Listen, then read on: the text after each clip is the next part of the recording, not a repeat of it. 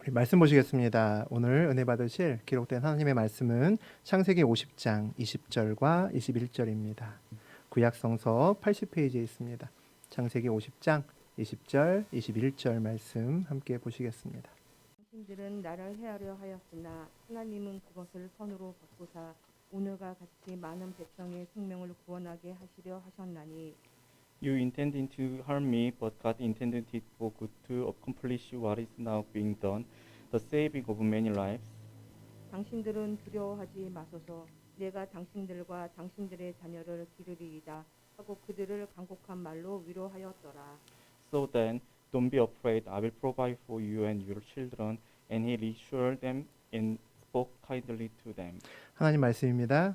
네, 우리 창세기 50장 20절과 21절 말씀 함께 보셨습니다. 우리 그 내용을 가지고 정말 믿어야 산다. 정말 믿어야 산다라는 제목으로 우리 함께 은혜 나누겠습니다. 오늘이 드디어 이제 창세기 마지막 시간입니다. 우리 50장 전체 대단원의 막을 내렸는데 우리가 창세기 1장부터 다루진 않았습니다. 우리 인물 중심으로 다루었기 때문에 12장부터 다루기 시작했습니다. 그래서 아브라함 다루고 그다음에 이삭 다루고 야곱 다루고 오늘 이제 요셉까지 해서 전체 4명의 우리 대표적인 믿음의 선조들을 다뤘습니다.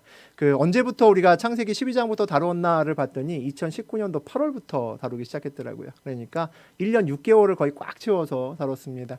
우리 앞에 다루지 않은 1절에서 11절까지 1장에서 11절까지 1장까지는 나중에 이제 기회가 되면 또 함께 다루면서 또 은혜 나누는 시간 되었으면 좋겠습니다. 우리 지난 시간에 최고의 영웅 중에 하나죠. 창세기 야곱의 마지막 날을 다루었습니다. 그의 장례식을 함께 다루었죠. 바로왕의 허락 안에서 완전히 국가장으로 치루어졌습니다. 그래서 굉장히 많은 백성들과 또 굉장히 고위 관리자들이 모두 다 막벨라 굴까지 가서 그의 임종의 마지막 단계 장례식의 끝까지를 함께 참여했던 것을 보았습니다. 병거와 기병들이 화려하게 그들을 보필했고 끝까지 장례식을 완결을 지었습니다.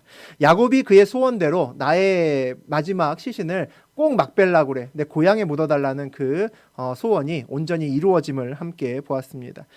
그렇게 그가 막벨라굴 다시 말하면 가나안 땅 그 약속의 땅에 그의 시신을 꼭 그곳에 가져다라고 했던 이유는 죽음 이후에 그의 소망을 하나님의 땅에 약속의 땅에 온전히 두었기 때문이죠.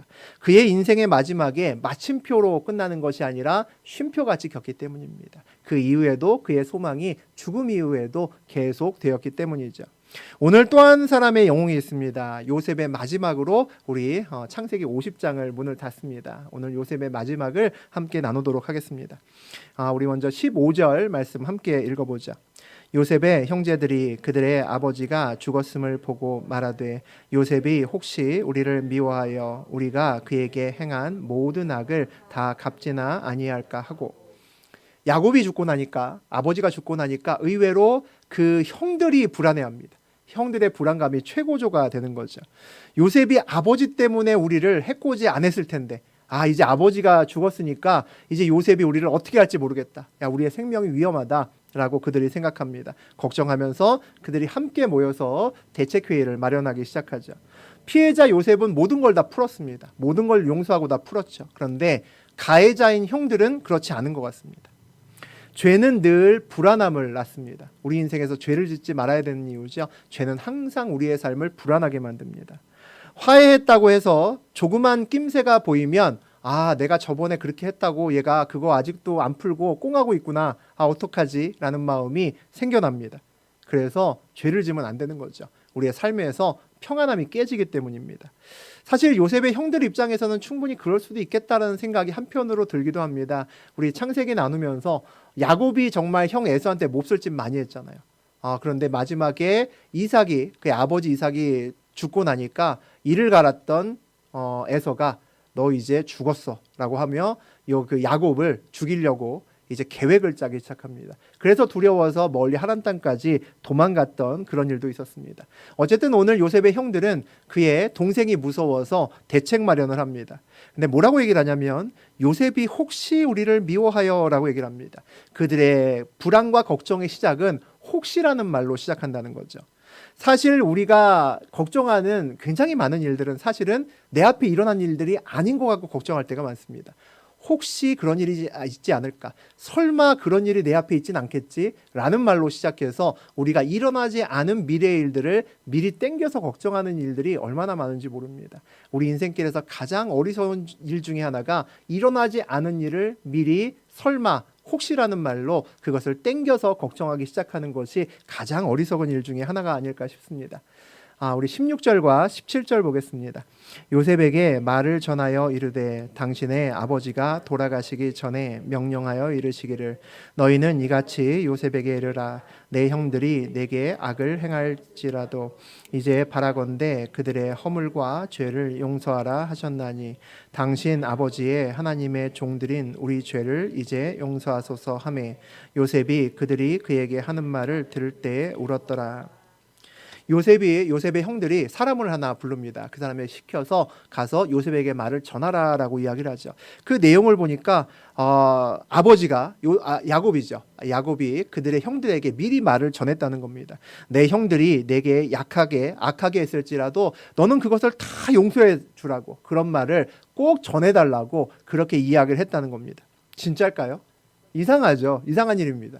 야곱은 그가 인생의 막바지에 내 생명이 얼마 남지 않았구나 했을 때부터 요셉을 계속 불러들였습니다. 그래서 요셉과 몇 번의 대화를 했던 것이 우리 성경에 기록되어 있습니다. 그러니까 저 이야기가 야곱의 입에서 나왔던 이야기라면 굳이 형들에게 돌려서 말할 필요가 없습니다.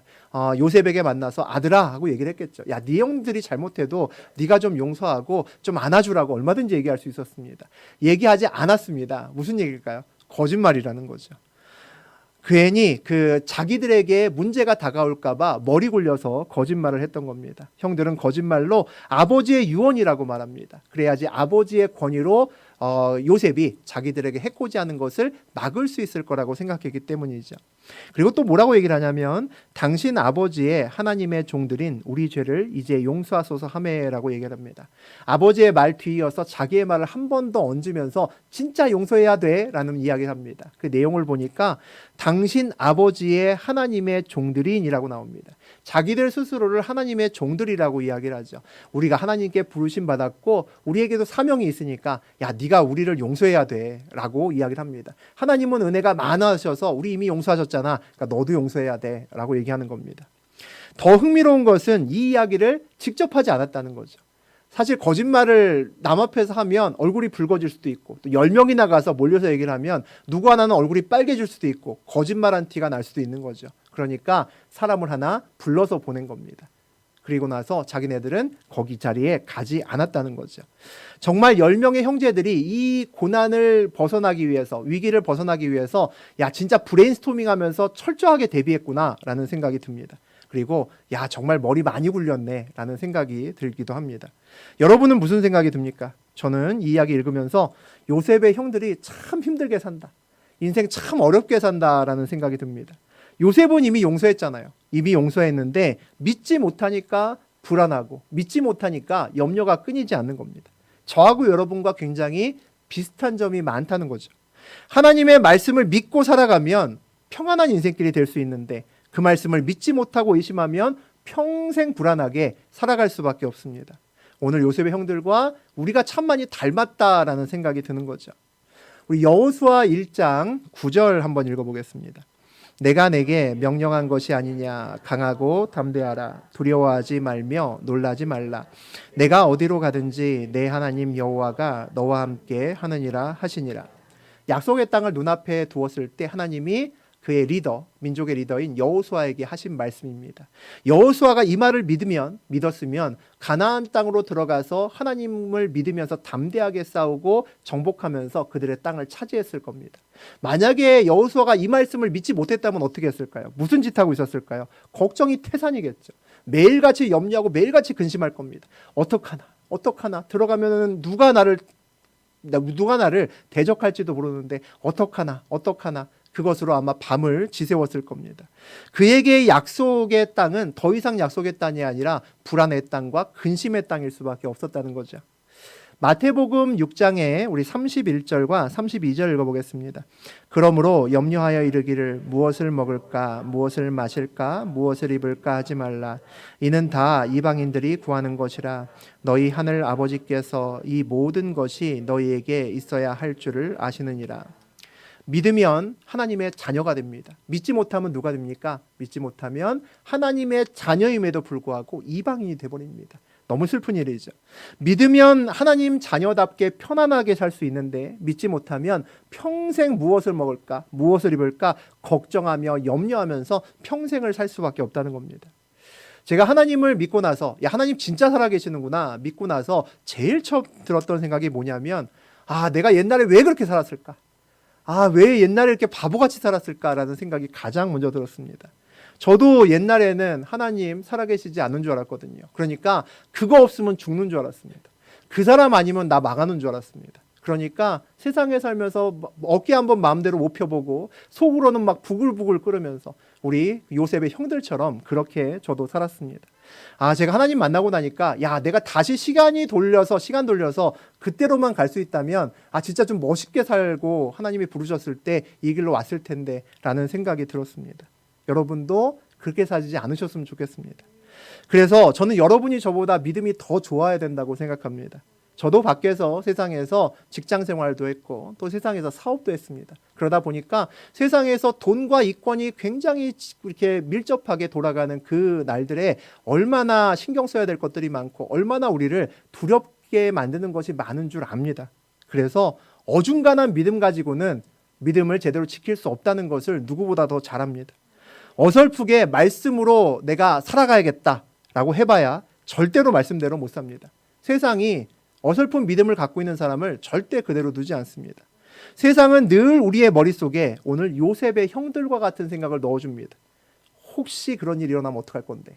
설마 라는 말을 우리에게 계속 넣어준다는 거죠. 아직 오지 않은 일에 대한 근심까지도 우리에게 마음을 넣어주어서 우리가 믿음으로 살지 못하도록 그렇게 만듭니다. 그렇게 말씀대로 살다간 진짜 죽을지도 몰라 너. 이런 마음을 우리에게 준다는 거죠. 그 말에 속으면 요셉의 형들처럼 평생 불안하고 평생 초조하게 살 수밖에 없습니다. 그래서 믿음이 없이는 하나님을 기쁘시게 하지 못한다라고 성경에 쓰여 있는 겁니다. 믿음이 없으면 항상 세상에 종노릇할 수밖에 없기 때문입니다. 그래서 먼저 하나님을 믿는 자는 안타까운 마음이 듭니다. 믿음으로 말씀으로 살아야 생명의 길을 걸을 수가 있는데 그렇게 살지 않아도 되는데 세상이 전부인 것처럼 거기에 매여서 살지 않아도 되는데 그대로 불안하게 또 힘들게 살고 있는 우리의 사랑하는 자녀들도 보고 또 우리의 사랑하는 주변 사람들을 보면 가슴이 아프다는 거죠. 오늘 요셉의 눈물도 그런 눈물이 아니었을까라는 생각이 듭니다. 요셉이 그들이 그에게 하는 말을 들었을 때 어떻게 했습니까? 울었더라라고 되어 있습니다. 요셉이 복수하려고 했다면 진작 복수하지 않았을까요? 힘도 그가 복수하려고 하면 누가 막을 수가 있었겠습니까? 아버지가 죽고 나서 복수하지 말아달라고 그렇게 거짓말까지 해서 죽은 아버지까지 팔아서 그렇게 부탁하는 형들을 보면서 무슨 생각이 들었을까요? 그동안 형들이 나한테 와서 잘해주고 웃고 했던 게 그게 다 웃는 게 아니었구나 라는 생각이 들었다는 거죠. 내가 좋아서 그런 게 아니라 두려워서 그랬구나. 내가 무서워서 와서 좋은 척 했구나라는 생각이 들었을 겁니다. 내가 용서해 주어도 용서를 받고 누릴 줄 모르는구나라는 생각이 들었겠죠. 19절과 18절과 19절 보시겠습니다. 그의 형들이 또 친히 와서 요셉의 앞에 엎드려 이르되 우리는 당신의 종들이니이다. 요셉이 그들에게 이르되 두려워하지 마소서 내가 하나님을 대신하리이까. 이제 형들이 몰려옵니다. 사람을 보내고 나서도 불안한 거죠. 형들이 몰려옵니다. 사람들을 통해서 돌아가신 아버지까지 팔아서 거짓말을 해서 우리들 살려달라고 그렇게 신신당부했는데 오히려 그러고 나니까 더 불안하지 않았을까요? 이건 우리 거짓말했는데 이거 거짓말한 거 만약에 들통나면 우린 진짜 끝이다 라는 생각이 들었겠죠. 평안은 결코 사람들 머리에 있지 않습니다. 아무리 머리를 굴려서 궁리해도 나의 평안을 확보할 수 없습니다. 형들이 그래서 오늘 엎드려서 말합니다. 우리는 당신의 종입니다. 동생한테 엎드려 말합니다. 우리는 네 종이다. 우리 당신의 종입니다 라고 얘기를 합니다. 그가 사람을 보내서 뭐라고 얘기했습니까? 전에 우리는 하나님의 종이라 그랬죠. 근데 요셉한테 엎드려서 얘기합니다. 우리는 당신의 종입니다. 이 족보가 꼬였죠. 어떻게 됩니까? 하나님과 요셉이 동급이 됐습니다. 당신이 하나님과 같습니다. 라고 그렇게 얘기하는 겁니다. 세상에 완전히 굴복해서 엎드린 요셉의 형들을 볼 수 있습니다. 그러니까 요셉이 말합니다. 두려워하지 마소서, 내가 하나님을 대신하리이까? 이렇게 대답합니다. 나는 하나님 아니라는 거죠. 두려워하지 말라고 얘기를 합니다. 왜 왔는 줄 압니다. 왜 거짓말했는지 압니다. 그들 마음속에 온통 두려움으로 꽉 차 있다는 것을 이미 요셉의 눈이 보고 있다는 거죠. 우리 20절과 21절 읽어보겠습니다. 당신들은 나를 해하려 하였으나 하나님은 그것을 손으로 바꾸어 오늘과 같이 많은 백성의 생명을 구원하려 하셨나니 두려워하지 마소서, 내가 당신들과 당신들의 자녀를 기르리이다 하고 그들을 간곡한 말로 위로하였더라. 뭐라고 얘기합니까? 형들은 나를 해하려고 했지만 하나님이 그 악을 선으로 바꾸셔서 오늘 많은 백성들의 생명을 구하셨습니다 라고 얘기합니다. 하나님은 악을 선으로 바꾸시는 분입니다 라고 그의 믿음을 고백을 합니다. 우리 로마서 8장에 28절 보면 아주 유명한 말이 있죠. 우리 함께 읽어봅니다. 우리가 알거니와 하나님을 사랑하는 자 곧 그의 뜻대로 부르심을 입은 자들에게는 모든 것이 합력하여 선을 이루니라. 하나님의 부르심을 입은 자, 그의 뜻대로 살아가는 자들에게는 뭐라고 합니까? 모든 것이 합력하여 선을 이룬다. 다시 말해서 악한 것도 선으로 바꾸신다는 겁니다. 이 믿음이 있어야 됩니다. 이것을 믿어야 하나님의 뜻대로 살면서 좋은 일만 있습니까? 아니잖아요. 나쁜 일도 있습니다. 나쁜 일을 겪어도 그 안에서 주저앉지 않을 수가 있습니다. 나쁜 일이 생기면 우리는 물어야 됩니다. 로마서 8장 28절에 뭐라고 물으면 되겠습니까? 하나님과 우리 사이가 사랑으로 묶여져 있는지 물어야 됩니다. 우리가 하나님의 부르심대로 걷고 있는지 물어야 됩니다. 그것이 확신하면 그 다음에 우리 앞에 무엇이 있든지 담대하게 걸을 수 있습니다. 내 앞에 설사 나쁜 일과 악이 있더라도 하나님이 반드시 그것을 선으로 바꿀 것을 믿기 때문이죠. 요셉이 애굽에 와서 쉽지 않은 시간들이 엄청 많았습니다. 노예로 팔려와서 온갖 고생들을 했고요. 억울하게 감옥에도 갔습니다. 그런데 그가 애굽의 총리가 되었기 때문에, 그 고난을 이기고 애굽의 총리가 되었기 때문에 야곱의 가족들만 뿐만 아니라 많은 사람들이 살았습니다. 애굽의 수많은 백성들도 요셉 때문에 살았고요. 애굽 주변에 있는 많은 나라들도 요셉 때문에 살았습니다. 그들이 양식이 떨어졌을 때 살 곳이 있어서 살 수 있었다라는 거죠. 우리에게 일어난 고난의 의미의 첫 번째는 우리를 살리는 고난이라고 생각합니다. 고난 때문에 여러분이 이 자리에 있고 고난 때문에 구원받았습니다. 우리에게 고난이 오는 두 번째의 의미는 다른 생명을 구하기 위해서입니다. 우리 주변, 우리의 사랑하는 가족들, 내 주변의 사람을 구하기 위해 우리의 고난의 의미를 찾을 수 있습니다. 하나님의 계획 안의 고난은 늘 생명과 연결됩니다. 그래서 우리의 사명도 반드시 생명과 연결됨을 우리가 잊지 말아야 됩니다. 인생에서의 고난은 우리 인생에서의 고난은 우리의 그 해석에 달려 있다라고 생각합니다. 요셉은 자기의 인생에서 일어난 나쁜 일을 자기의 관점이 아니라, 사람의 관점이 아니라 하나님의 관점에서 다시 한번 보려고 노력합니다. 믿음의 관점이죠. 우리도 이 눈을 반드시 가져야 됩니다. 그래야 인생에서 보이지 않았던 것들이 보이기 시작하고 내 관점에서 내 인생을 해석하는 것이 아니라 하나님의 눈으로 우리의 인생을 재해석할 수 있습니다. 세상의 눈으로 요셉의 인생을 해석하면 어떻게 될까요? 내가 뭘 잘못했다고 보디발의 집에 노예로 팔려와서 그 고생을 했나? 내가 뭘 잘못했다고 내가 감옥에 갇혀서 그 고생을 했나? 와, 진짜 억울하다. 내가 성공하기만 해봐. 니들 다 죽었어. 막 그러고 살았을 겁니다. 그러다가 그럼 높은 자리에 올라가면 뭐 했겠습니까? 복수열전했겠죠. 나에게 이런 고난을 안겨준 놈들 전부 다 이름표 적어놓고 니네들 다 죽었다 오늘. 그렇게 아마 살았을 겁니다.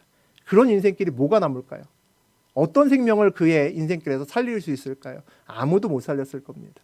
요셉이 자기의 관점으로 인생을 보지 않고 하나님의 관점으로 인생을 봤기 때문에 복수혈전을 하는 것이 아니라 수많은 생명을 살릴 수 있었다는 것을 우리는 잊으면 안 됩니다. 우리가 처음에 교회를 다니고 하나님 만난 지 얼마 되지 않을 때 우리의 인생의 해석은 아주 단순했습니다. 와, 진짜 좋은 일이 일어났다. 내가 역시 요즘에 교회도 열심히 다니고 예배 안 빠져먹고 기도도 하고 그랬더니 하나님이 이렇게 해주셨구나 라고 기뻐합니다. 그러다 안 좋은 일을 만나죠. 지난 주일에 내가 예배 빠졌더니 이런 일이 생겼나 봐. 어떡해 라고 생각합니다. 아주 단순하죠. 얼핏 보면 하나님을 나의 삶에 개입시킨 것 같지만 정확히 보면 내 관점에서 모든 화와 길과 화복이 전부 다 나에게 달려있는 겁니다. 내 관점에서 보는 하나님을 바라보는 신앙이라는 거죠. 이런 신앙을 가지고 있으면 하나님을 믿는다고 하면서 교회에 다니면서도 항상 흔들립니다. 항상 불안하고 항상 초조하죠. 내가 모든 것을 다 해야 되기 때문입니다. 그래야 평안이 오기 때문이죠. 그러다가 하나님을 더 깊이 만나고 교회에 오래 다니면서 변하기 시작합니다. 나를 중심으로 보는 것이 아니라 하나님을 중심으로 나를 보고 나의 삶을 하나님을 중심으로 돌아보기 시작하죠. 옛날에는 좋은 일 뒤에만, 좋은 일 생기면 막 박수치면서 하나님 감사합니다 했는데, 신앙이 깊어지면 나쁜 일 뒤에도 하나님이 계심을 보게 됩니다. 하나님이 보인다는 거죠. 나쁜 일과 하나님이 함께 보입니다. 나쁜 일을 통해서도, 나쁜 일을 당하는 그 순간에도 우리의 눈에 하나님이 보여야 우리의 인생이 진짜로 은혜로 채워질 수 있습니다. 하나님만 남고 나쁜 일은 잊을 수 있기 때문이죠. 하나님과 나쁜 일을 같이 보지 못하면 고난이 지나고 난 다음에 고난이 남습니다. 내 인생을 뒤흔듭니다. 그런데 고난의 순간에 내가 하나님을 보고 그와 함께 걸으면 하나님만 남고 고난은 사라집니다. 우리의 인생길이 그렇게 믿음의 인생길이 돼야 된다는 거죠. 내가 하나님의 계획 안에 있다는 것을 확신할 때 우리는 이런 하나님의 시각으로 우리의 인생길을 바라볼 수 있습니다. 합력해서 선을 이루시는 우리 하나님을 우리가 온전히 볼 때 우리의 신앙의 지경이 크게 넓어질 수 있습니다. 좋은 일, 나쁜 일에 우리가 울고 웃는 것이 아니라 항상 상황 뒤에 하나님의 말씀과 하나님의 메시지를 우리가 붙들 수 있다는 거죠. 하나님의 길을 걸으면 늘 모든 것이 선으로 바뀜을 우리가 믿기 때문입니다. 하나님의 길을 걸으면 우리의 모든 것이 늘 생명과 연결됨을 우리가 알 수 있기 때문입니다. 우리 22절과 23절 읽어봅니다. 요셉이 그의 아버지의 가족과 함께 애굽에 거주하여 110세를 살며 에브라임의 자손 3대를 보았으며 므낫세의 아들 마길의 아들들도 요셉의 스라에서 양육되었더라. 요셉이 17살 때 이 애굽에 왔습니다. 이집트에. 이제 오늘 그가 임종할 나이를 보니까 110세랍니다. 그러니까 애굽에서 90년 남짓 살았다는 겁니다. 오래 살았죠. 그 오래 사는 동안 하나님께서 그의 고생을 전부 다 이렇게 회복시켜 주셨던 것 같습니다.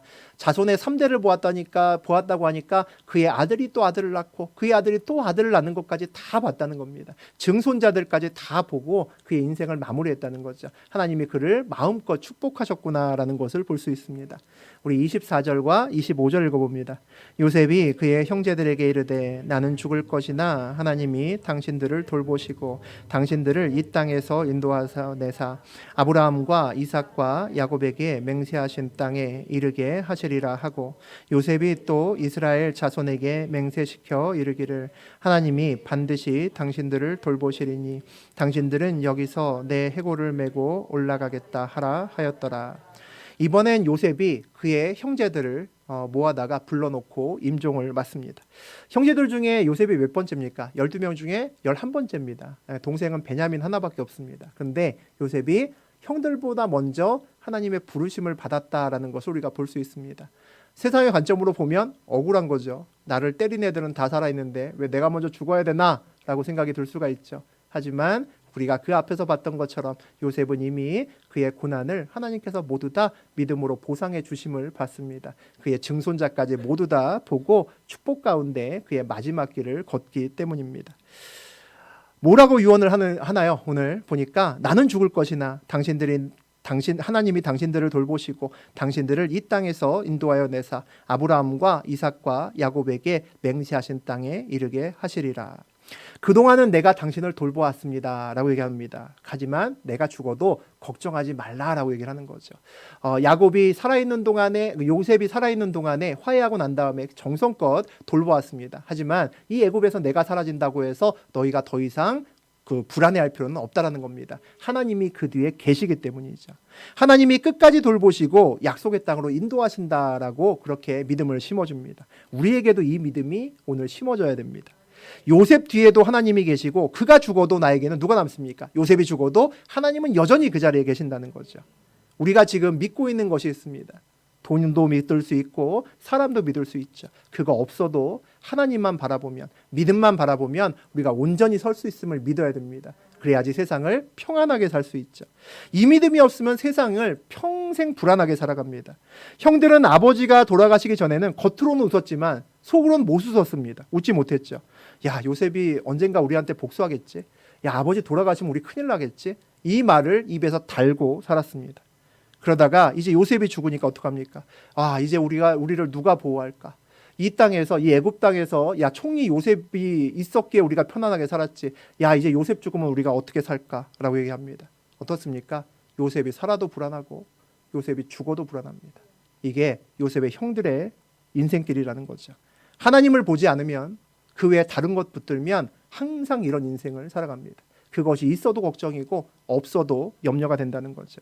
아마 앞으로 이 요셉의 형들은 더 훈련을 받아야 될 것 같습니다. 자기들을 돌보는 것이 그 어떤 사람이 아니라 재물이 아니라 그들이 갖고 있는 소와 양이 아니라 하나님이 우리를 돌보신다는 것을 그의 인생에서 깨달을 때까지 훈련이 더 지속될 겁니다.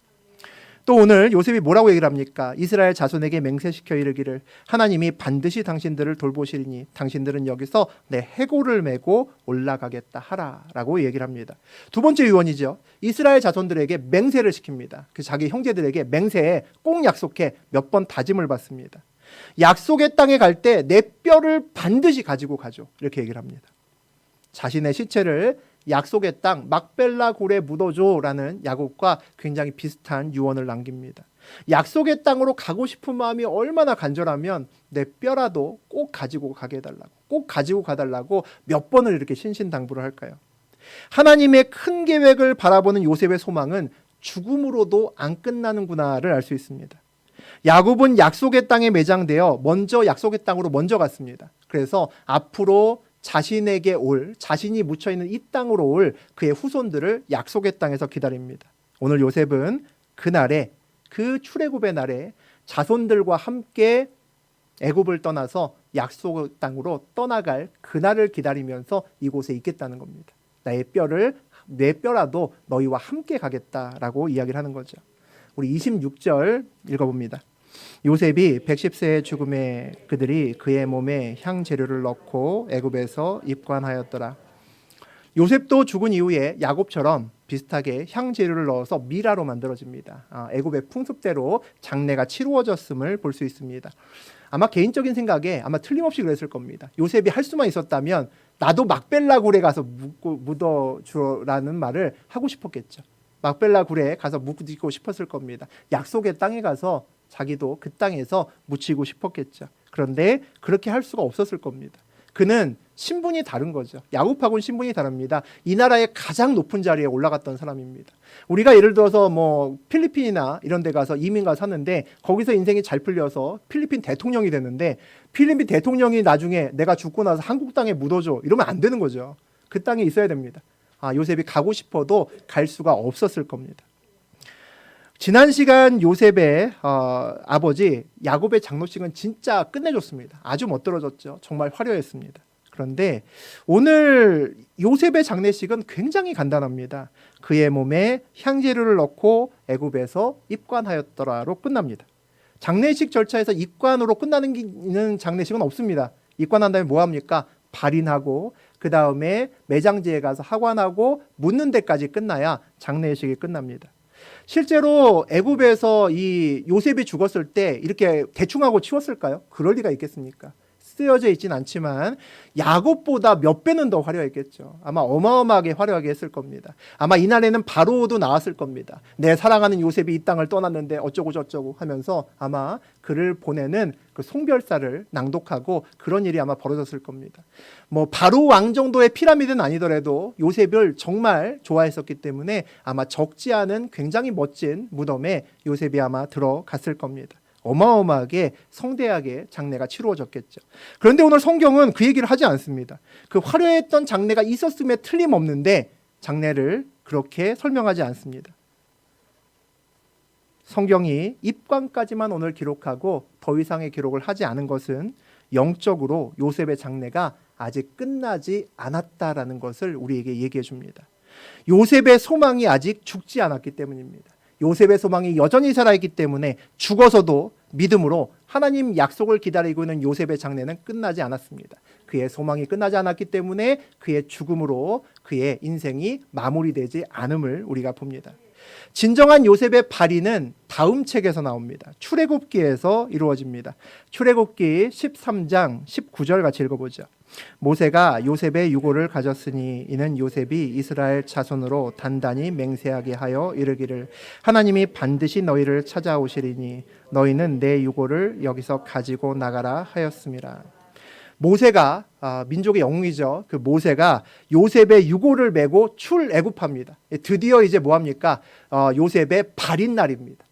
모세가 그의 뼈를 메고 출애굽, 애굽을 떠나서 약속의 땅으로 넘어가기 시작한다는 거죠. 그의 그 뼈를 묻는 하관과 땅에 묻는 장래의 마지막은 다음 책인 여호수아 책에 나옵니다. 여호수아 24장 32절 읽어보죠. 또 이스라엘 자손이 애굽에서 가져온 요셉의 뼈를 세겜에 장사하였으니 이곳은 야곱이 베크시타를 주고 세겜의 아버지 그것이 요셉 자손의 기업이 되었더라. 여호수아가 모세에게서 바통을 이어받아서 요셉의 뼈를 넘겨받습니다. 그리고 그것을 가지고 약속의 땅으로 들어가 야곱의 삶의 향기가 남아있는 그 세겜에 가서 요셉을 그곳에다가 묻어주는 모습을 볼 수 있습니다. 성경의 가장 긴 아니면 세상에서 가장 긴 장례식이겠죠. 400년에 걸쳐서 발인과 그 다음에 무덤의 마지막 안치까지 이루어집니다. 창세기는 무슨 뜻입니까? 창세기는 영어로는 제네시스라고 부르죠. 창세기는 세상을 여는 이야기입니다. 하나님이 세상을 이렇게 창조하셨더라 라고 이야기하는 책이 창세기입니다. 그런데 그 이야기가 오늘 야곱과 요셉의 죽음으로 마무리됨을 볼 수 있습니다. 하나님 백성의 죽음이 마침표로 끝나는 것이 아니기 때문에 그 마지막에 죽음으로 끝나는 겁니다. 사실 죽음으로 닿지 않았습니다. 보셨던 것처럼 입관까지만 하고 이야기를 하지 않습니다. 역시 끝까지 우리 요셉의 소망이 살아있기 때문이죠. 다음 책으로 넘어가기 때문입니다. 그래서 창세기는 400년이 지나는 긴 시간 동안에 열려있는 책입니다. 다음 책으로 넘어간다는 이야기죠. 오늘 이 요셉의 이 소망이, 요셉의 이 끊어지지 않은 소망이 창세기를 그 다음 책인 우리 출애굽기와 그 다음 책인 여호수아까지 연결되어 있습니다. 그 책을 요셉의 소망으로 모두 다 묶는 것을 볼 수 있습니다. 창세기가 진정한 열린 소망이 되는 것은 열려있는 요셉의 소망으로 끝나기 때문입니다. 그의 죽음으로 끝나는 것이 아니라는 거죠. 요셉은 죽어서도 뼈가 돼서도 하나님을 믿었습니다. 참 대단한 믿음이죠. 그 발인이 출애굽기에서 또 매장이 여호수아에서 이루어지면서 그의 소망이 계속 다음 책으로 넘어감을 우리가 봅니다. 지난 시간 야곱도 오늘 요셉도 우리에게 뭘 얘기합니까? 믿어야 죽어도 산다고 얘기합니다. 우리는 믿음으로 사는 거야 라고 우리의 조상들이 우리에게 강력하게 그들의 죽음으로 이야기합니다. 죽어도 산다라는 믿음으로 우리에게 이야기합니다. 이제 우리가 그걸 알았습니다. 창세기에서 굉장히 많은 선조들을 봤지만 야곱과 특히 요셉을 통해서 우리가 그 대단한 믿음을 봤습니다. 그럼 이제 우리는 뭐 해야 될까요? 우리 히브리서 11장 1절과 2절 봅니다. 믿음은 바라는 것들의 실상이요 보이지 않는 것들의 증거니 선지들이 이로써 증거를 얻었느니라. 믿음은 내가 원하지만 내가 바라지만 아무것도 보이지 않는 그것을 미리 보는 겁니다. 믿음의 눈으로 미리 보는 거죠. 그리고 보이지 않는 것들에 대해서 눈에 보이는 증거로 그걸 붙드는 겁니다. 그것이 믿음이죠. 그 믿음, 이렇게 말도 안 되는 그 믿음을 누가 증거했습니까? 선진들이 증거를 이미 했습니다. 우리가 나오는 이 성경의 많은 인물들이 그 믿음을 이미 증거했다는 거죠. 우리가 대표적으로 야곱과 오늘 요셉을 통해서 그들이 죽음으로도 끊어지지 않는 그의 신앙을 통해서 그 증거를 우리에게 보여줍니다. 그럼 우리 뭐 해야겠습니까? 우리 평생의 신앙의 나머지 시간을 걸쳐서 믿음이 저런 거구나 우리가 증명할 필요가 있을까요? 없을까요? 없다는 겁니다.